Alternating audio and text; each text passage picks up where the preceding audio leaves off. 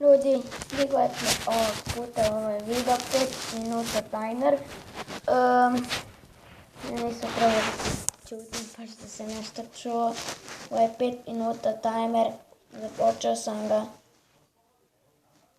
Opa, ovo se juremo, obizani sat. Bude 2 lajka na ovom klipu. Snimit ću top 5 najpopularnijih kanala na YouTube.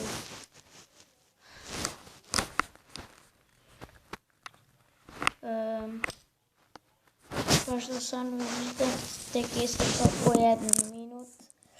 To stvarno radi. Nadam se da ćete da uživate ovdje. Ovdje nema vjerovatno na ovom klipu snimam 6 minuta timer. Znači ovo je prvi time koji sam ja napravio. Prvi time. 3,5 minuta ostalo.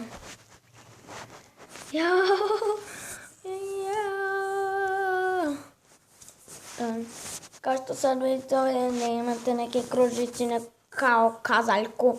To nije baš kazaljka. Ovako se okreće za 1 sekundu.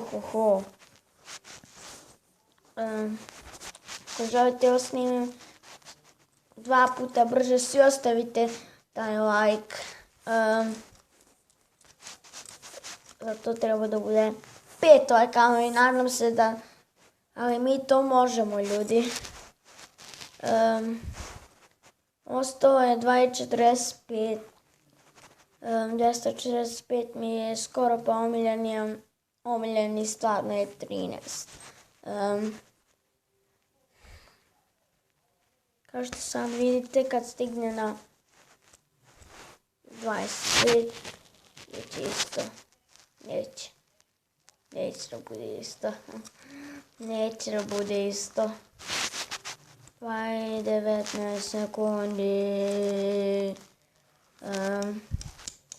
Mi ovdje možemo da razgovaramo 5 minuta. Ovo je samo za Pexon Storma. Pexone, koja ti je ta pauza? Ok, možda je Pexon pogledao ovaj video.